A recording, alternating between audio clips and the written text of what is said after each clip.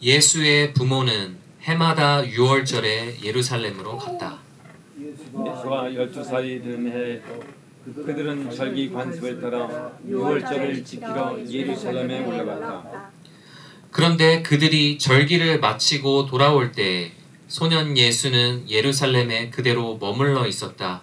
그의 부모는 이것을 모르고 일행 가운데 있으려니 생각하고 하룻길을 갔다.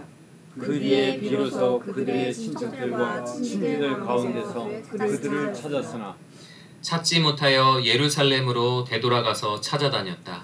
사흘 뒤에야 그들은 성전에서 예수를 찾았는데 그는 선생들 가운데 앉아서 그들의 말을 듣기도 하고 그들에게 기도하고 있었다. 그의 말을 듣고 있던 사람들은 모두 그의 슬기와 대답에 경탄하였다. 그 부모는 예수를 보고 놀라서 어머니가 예수에게 말하였다. 얘야, 이게 무슨 일이냐? 내 아버지와 내가 너를 찾느라고 얼마나 애를 태웠는지 모른다. 예수가 부모에게 말하였다. 어찌하여 나를 찾으셨습니까? 내가 내 아버지의 집에 있어야 할 줄을 알지 못하셨습니까? 그러나 부모는 예수가 자기들에게 한 그 말이 말이 무슨 뜻인지를 깨닫지 못하였다. 예수는 부모와 함께 내려가 나사렛으로 돌아가서 그들에게 순종하면서 지냈다. 예수의 어머니는 이 모든 일을 마음에 간직하였다. 예수는 지혜와 키가 자라고 하나님과 사람에게 더욱 사랑을 받았다. 네, 여러분 지난 수요일에는 평안한 성탄절 보내셨습니까? 예, 벌써 올해 마지막 주일 예배네요. 저는 아직도 2024라는 그 숫자도 익숙하지가 않은데 벌써 2025년이라는 게 솔직히 잘 믿기지가 않습니다. 지난 한 해를 뒤돌아보면은 우리 각자에게 참 많은 일들이 있었죠. 때론 기쁜 날도 있었고 때론 또 슬픈 날도 있었습니다. 우리가 경험했던 일들 하나하나가 어떠한 의미였는지 지금 우린 다 알지 못하죠. 하지만 한 가지 분명한 건 나 자신이 인지하든 못하든 하나님께서 우리와 함께 해주신 1년의 시간이 더 쌓이면서 우린 하나님을 이전보다 조금은 더 깊이 알게 되었을 거라는 겁니다. 왜냐하면 성령은 우리 그리스도인들 안에서 하나님에 대한 지식과 친밀함이 점점 더 깊어지도록 성화의 은혜로 역사하시기 때문이죠. 그리고 하나님을 아는 지식은 나 자신이 누구인지를 아는 지식과 항상 정비례로 함께 갑니다. 우리가 미술관에서 그림을 볼 때도 작품을 계속 응시하는 것보다 그 작품을 그린 장인에 대한 설명을 듣고 나면은 어떠한 생각과 감정과 의도가 그 작품에 담겨 있는지 더 잘 이해하게 되죠. 마찬가지로 나를 만드신 그 창조자에 대한 그 지식이 나 자신에 대해서 더 많은 것을 알게 합니다. 이러한 의미에서 우리의 인생은 하나님과 나를 알미 함께 무르익어가는 정체성 고찰의 여정인 것이죠. 오늘 이 본문을 통해서 하나님을 알아가는 은혜가 우리에게 어떻게 허락되었으며 또 하나님 안에서 발견되는 우리의 참 정체성이 얼마나 감사하고 고귀한 것인지 함께 살펴보려고 합니다. 저희는 그 며칠 전 성탄절 예배 때 누가복음 2장 전반부에 나오는 예수님의 이야기를 살펴보았는데요. 오늘 본문은 그 뒤에 나오는 소년 시절 예수님의 이야기입니다. 성경 전체를 통틀어서 예수님의 그 성장기를 다룬 이야기는 이 본문이 유일합니다. 때는 6월절이었습니다. 6월절은 모든 유대인 남성들이 반드시 예루살렘까지 가서 지켜야 하는 유대의 3대 절기 중 하나죠. 유대인들의 정체성 교육에 있어서도 굉장히 중요한 시간이 바로 이 6월절이었습니다. 출애굽기 13장 8절을 보면 6월절에 부모는 출애굽 사건의 의미를 자녀들에게 가르쳐야 했었는데요. 지금도 유대인들은 유월절 때 저녁 식사를 하면서 부모 자녀 간의 질문과 답변의 시간을 갖습니다. 자녀가 오늘 밤은 무엇이 다르죠? 오늘 밤은 다른 밤들과 무엇이 다르죠? 하고 이렇게 질문을 하면 아버지는 자녀에게 그 출애굽과 유월절의 의미를 가르쳐 줍니다. 예수님도 아버지 요셉과 어머니 마리아에게 분명 이와 비슷한 그런 유월절 교육을 받으면서 자신의 정체성을 점차 알아가셨죠. 그런데 예수님께 이번 유월절은 이전보다 더욱 특별했습니다. 42절을 보면 당시 예수님은 12살이 되는 해 유월절을 맞으셨는데요. 유대 전통에서 12살에서 13살은 청소년에서 성인으로 넘어가는 굉장히 중요한 시기였습니다. 12살쯤부터는 이제 더 이상 어린아이가 아니라 성인으로서 율법을 온전히 지켜야 하는 시기라고 여겨졌기 때문에 유대인 남성은 12살이 되는 해에 율법을 아주 집중적으로 배웁니다. 예수님께 이번 유월절은 율법을 더 알고 또 자신의 정체성을 더욱 깊이 자각하기 위한 중요한 시간이었던 거죠. 아버지 요셉과 어머니 마리아는 아들 예수님과 함께 유월절을 지키러 예루살렘에 갔었습니다. 그리고 이제 유월절이 모두 끝나고 집으로 돌아오고 있었는데요. 요셉과 마리아는 하룻길, 아마도 20km에서 30km를 걷고 저녁 때 야영을 준비할 즈음에야 아들이 없어진 걸 알아챈 것 같습니다. 요새 같으면 아동 유기죄로 잡혀갈 일이지만 당시에는 가족, 친척, 이웃들이 함께 순례 여행을 하기 때문에 아이가 부모에게서 떨어져서 친척이나 친구들과 함께 걷는 게 굉장히 자연스러운 일이었죠. 요셉과 마리아는 그때서야 아들 예수님을 찾으러 부랴부랴 예루살렘으로 되돌아갔습니다. 여러분도 분명 사람 많은 어딘가에 놀러 갔다가 자녀를 잃어버린 적이 한 번쯤은 있으셨을 텐데요. 제 한 친구는 아들을 잃어버렸던 그 몇 시간이 자기가 지금까지 경험한 모든 것들을 통틀어서 가장 공포스러운 시간이었다고 그러더라고요. 요셉과 마리아는 그런 애타는 심정으로 예수님을 찾아 그 넓은 예루살렘을 헤맸습니다. 그리고 사흘 뒤에야 성전에서 예수님을 발견했죠. 그런데 예수님은 여느 아이들처럼 겁에 질려서 울고 있었던 게 아니라 율법 교사들과 아주 깊은 대화를 나누고 계셨습니다. 율법에 정통한 그들 앞에서 일반적으로 사람들은 되게 일방적으로 듣고 배울 뿐인데 12살의 예수님은 오히려 율법의 본질을 다 깨뚫고 있는 듯한 그런 지혜로운 말씀을 하셨죠. 그래서 주변 모든 사람들이 예수님께 귀 기울이며 경탄하고 있었습니다. 어머니 마리아는 놀라움과 안도감이 뒤섞인 마음으로 아들 예수님께 물었습니다. 이게 도대체 무슨 일이야? 네 아버지와 내가 널 찾느라고 얼마나 애가 탔는지 알아? 그런데 예수님은 율법 교사들을 놀래키셨던 그 지혜로 이번엔 부모도 놀래키시는데요.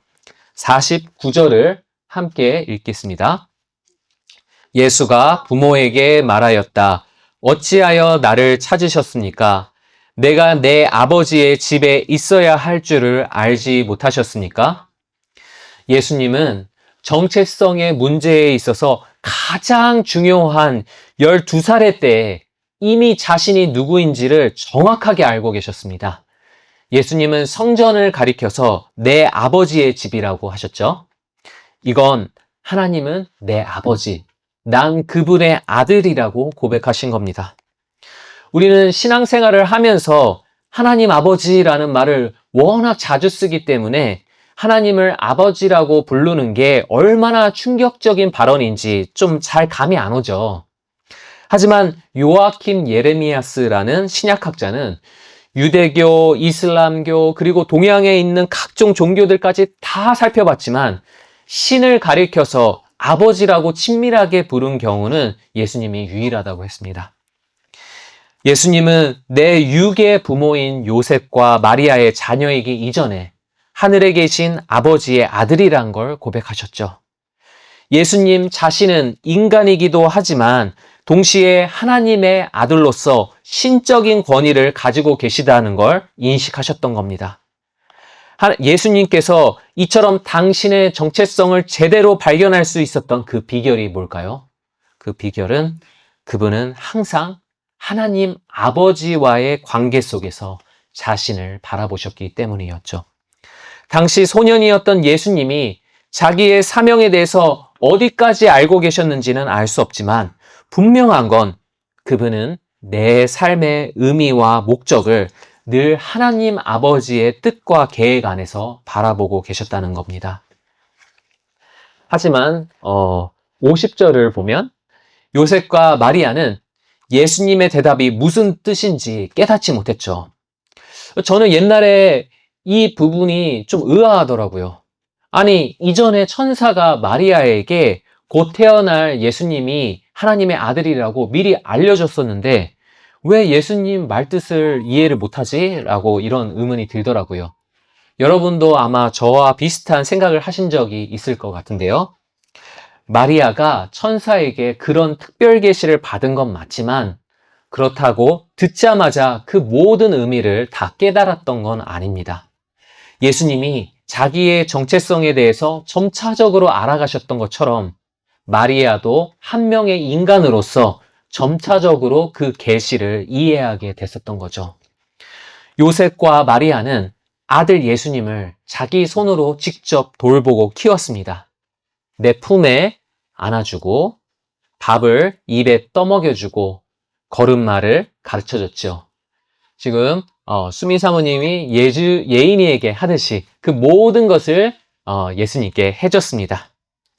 부모로서의 그런 경험들이 쌓이면서 예수님을 내가 키운 내 아들이라는 인간적인 관점으로 바라보게 된 겁니다. 그래서 예수님이 어떤 분이신가를 하나님 아버지와 예수님과의 관계 속에서 바라보지 못하고 평소 내 경험, 내 생각의 틀 안에서만 주로 예수님의 정체성을 이해하고 있었던 거죠. 우리는 이런 요셉과 마리아의 모습을 통해서 우리 죄인은 나의 정체성이나 타인의 정체성을 하나님 안에서 찾는 게 아니라 나 자신 안에서 찾으려 한다는 걸 볼 수 있습니다. 정체성에 관해서 최근 10여 년간 굉장히 자주 듣게 되는 말이 있는데요. 자존감. 자존감은 말 그대로 나 자신을 스스로 존중하고 중요하게 여기는 마음이죠. 자존감이 높다, 자존감이 낮다, 이런 말을 여러분도 여기저기서 아주 자주 들으셨을 텐데요. 우리 사회는 사람들에게 자존감을 높여야 한다고 강조합니다. 이전에는 자존감을 높이기 위해서 주로 하는 방법이 아주 열심히 노력해서 자기 분야에서 성공하고 돈이나 명예, 업적처럼 뭔가 자랑스러운 결과물을 만들어내는 데 집중되어 있었죠. 요새는 자존감을 높이기 위해서 쓰는 방법이 정말 다양해졌는데요. 정신의학의 도움을 받아서 멘탈 관리를 하고 자기 개발이나 규칙적인 운동으로 소소한 성취감을 높이고 또 노동 시간을 줄여서 요즘 워라밸이라고 그러죠. 그 워크 앤 라이프 밸런스라고 아마 그럴 거예요.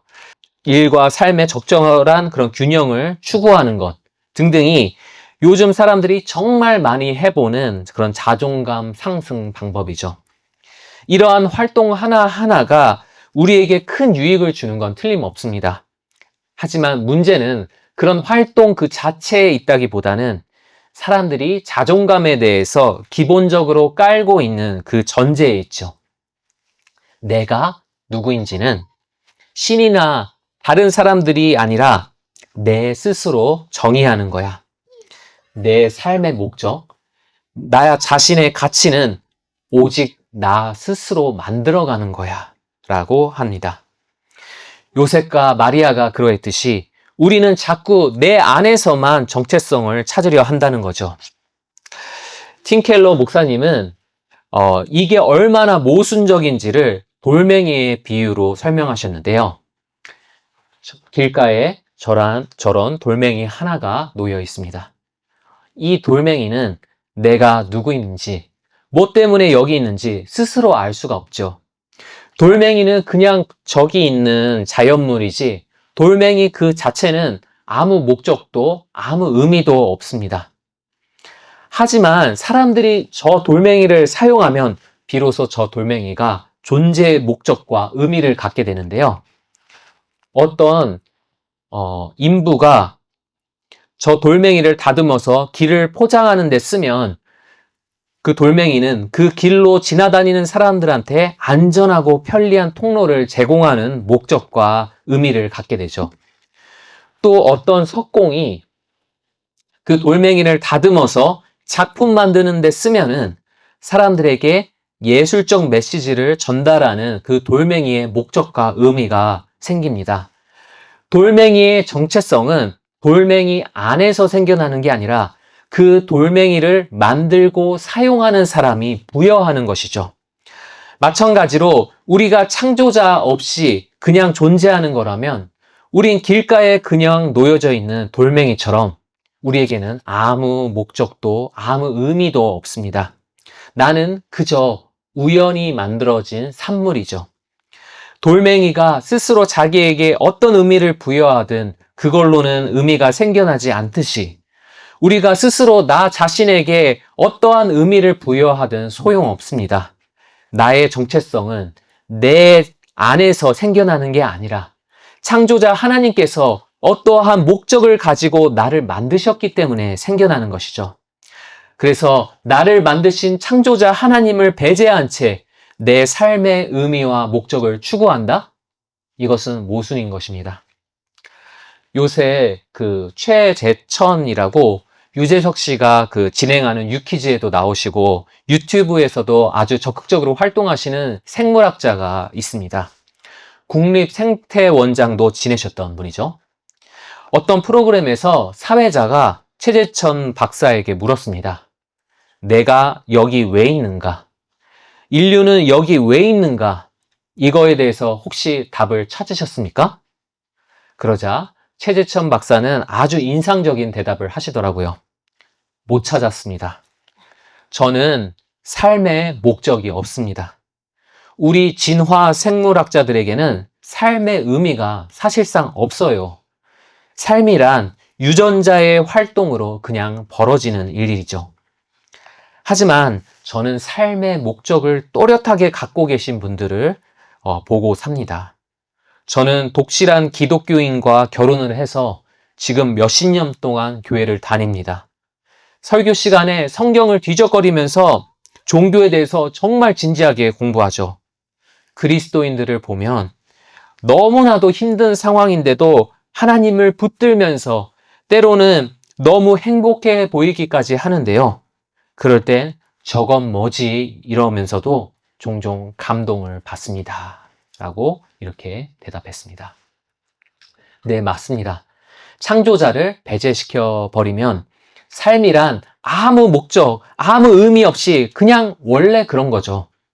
하지만 최재천 박사는 삶의 의미가 없다고 믿으면서도 수십 년이나 교회를 다니면서 목적과 의미를 따라 사는 그리스도인의 삶을 경이롭게 여겼습니다. 그분뿐만이 아니죠. 삶은 원래 의미나 목적이 없다고 믿는 분들이 막상 그분들이 살아가는 모습을 보면 그 믿음과 정반대로 살아가는 걸 볼 수 있는데요. 진짜 우리 삶에 아무런 의미가 없는 거라면 굳이 열심히 살 필요가 있나요? 어차피 잠시 살다가 죽는 건데 그냥 막 살아도 되죠.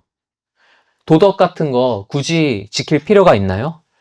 어차피 사람이 아무 의미 없는 존재라면 누군가가 짓밟히고 죽임당해도 괜찮잖아요. 아무 의미 없는 존재인데. 그런데 과연 그렇게 생각하고 사는 사람들이 얼마나 있나요? 창조자란 없다. 세상은 그냥 이런 것이다 라고 믿는 사람들도 마치 삶의 목적과 의미가 있는 것처럼 살아갑니다. 뭔가 목적의식을 가지고 자기 일을 열심히 하고요. 내 가족을 아끼고 사랑하며 살죠. 이거 모순 아닌가요? 죽음의 수용소에서라는 유명한 책을 쓴 빅터 프랭클이라는 유대인 정신의학자가 있는데요. 프랭클은 나치 수용소에서 생활하면서 사람들이 너무나 비참한 삶을 살면서도 계속해서 살아갈 의미를 계속 찾으려 하는 걸 보았습니다. 뭔가 삶의 의미를 느끼는 사람들은 그 어떤 시련이라도 견뎌냈지만 그 의미를 못 느낀 사람들은 시름시름 앓다가 죽더랍니다. 프랭클은 그러한 사람들의 모습을 관찰하면서 인간에겐 끊임없이 삶의 의미를 찾으려 하는 본능이 있다고 결론을 내렸죠. 네, 이건 성경적으로도 맞는 말인데요. 웨스트민스터 소요리 문답 제1문에 의하면 뭐라고 쓰여 있죠? 한번 읽어볼까요? 사람의 제일 되는 목적이 무엇입니까? 사람의 제일 되는 목적은 하나님을 영화롭게 하고 하나님을 영원토록 즐거워하는 것입니다. 네. 하나님은 우리를 자신의 형상을 따라 만드시고 우리에게 삶의 목적을 주셨습니다. 우리가 하나님을 영화롭게 하고 그를 영원토록 즐거워하는 것, 이것이 사람의 제일 되는 목적이죠. 그래서 우리 인간은 내 삶의 목적 되시는 하나님을 추구하도록 창조가 되었기 때문에 타락한 이후에도 계속해서 하나님 대신 뭔가 다른 삶의 의미를 찾으려 하는 본능이 남아있는 것이죠. 죄는 우리로 하여금 나에게 목적과 의미를 부여하시는 창조자 하나님을 배제시켜버리고 스스로에게 온갖 거짓 의미를 부여하게 만듭니다. 그렇게 해서 하나님이 주신 내 인생의 참 목적과 완전히 역행해서 살아가려고 하니 우리의 삶이 얼마나 비참하고 허망합니까? 하지만 오늘 본문은 이런 우리에게 큰 희망을 보여주는데요.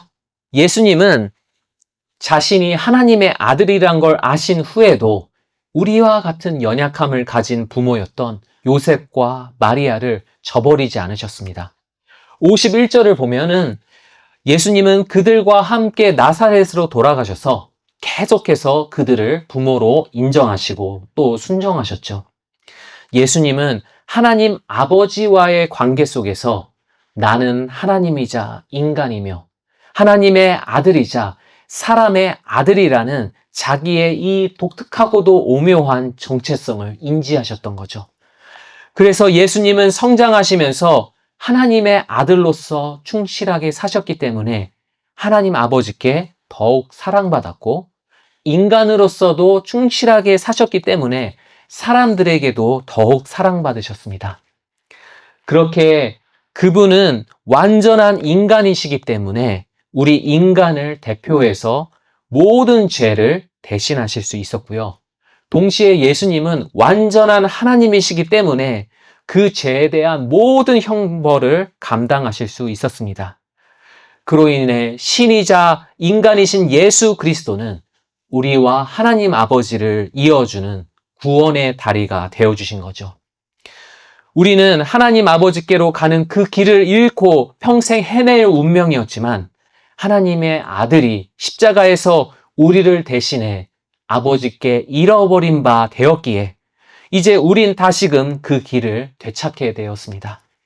그 희생으로 말미암아 이제 우리는 하나님 아버지 안에서 하나님의 자녀라는 이 소중한 정체성을 선물 받았고 예수님께서 하나님의 아들로서 누리시던 그 축복을 이제 하나님의 자녀된 우리 또한 누리게 된 것이죠.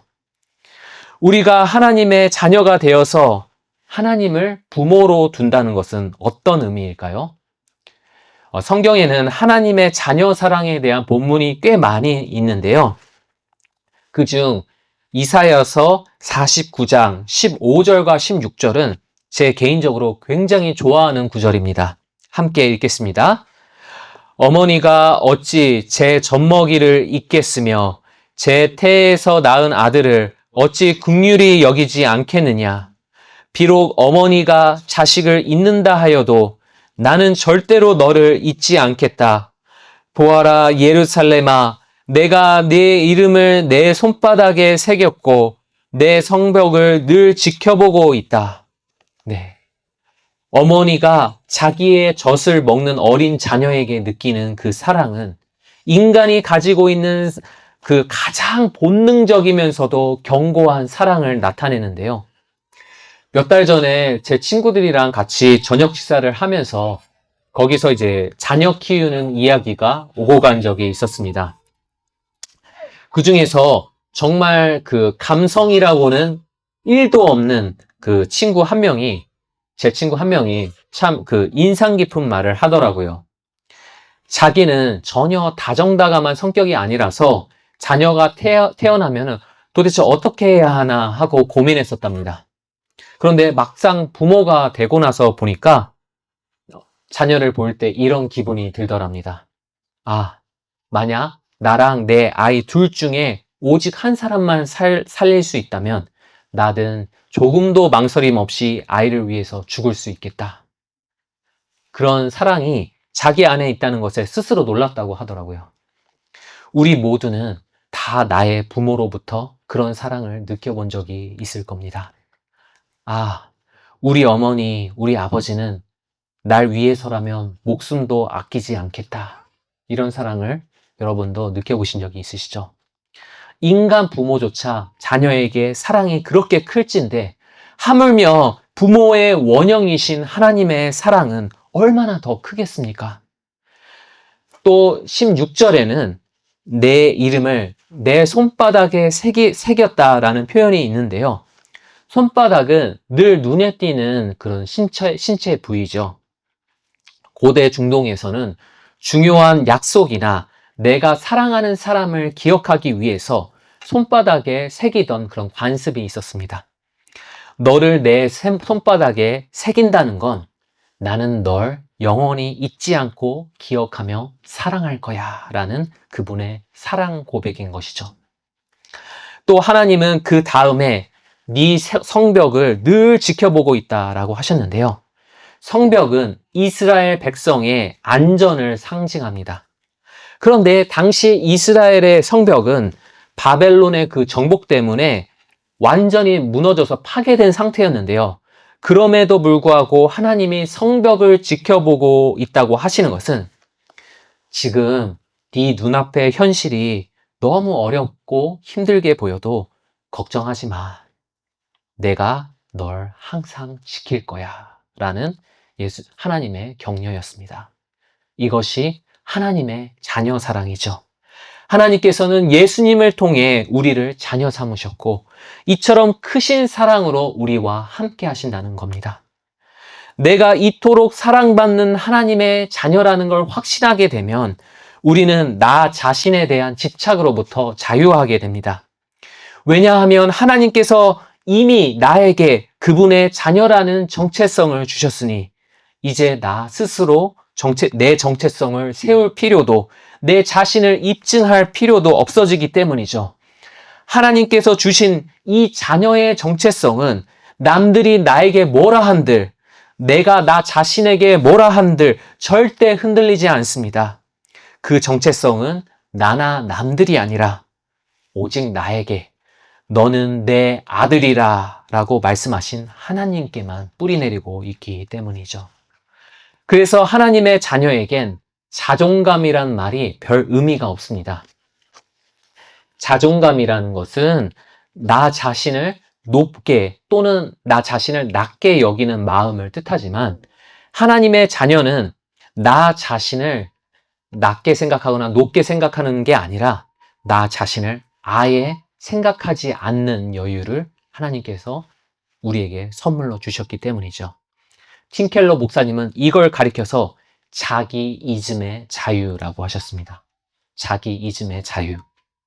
나의 가치는 내 성취나 실패, 남들의 인정과 평가로 정해지는 것이 아니라 오직 하나님의 은혜로 정해진다는 걸 진정 알기 때문에 우리는 이제 나 자신에 대한 생각을 멈추고 나로부터 벗어나 타자 중심적으로 하나님과 내 이웃에게 집중하는 삶을 살 수 있다는 것이죠. 이제 올해가 다 지나가고 곧 2025년 새해를 맞이하게 됩니다. 우리는 또 기쁜 날들, 슬픈 날들을 거쳐가면서 이전에 몰랐던 하나님의 또 다른 면과 그 깊이를 보게 되겠죠. 당신의 자녀에게 일용할 은혜의 젖을 먹이시고 손바닥에 새기시며 성벽처럼 지키시는 하나님의 은혜가 나는 내가 생각하는 것보다 훨씬 더한 죄인이며 나는 내가 감히 바랬던 것보다 더 많은 사랑을 받는 존귀한 자라는 이 복음의 정체성을 나날이 더 깊이 우리에게 깨닫게 하실 것을 기대합니다.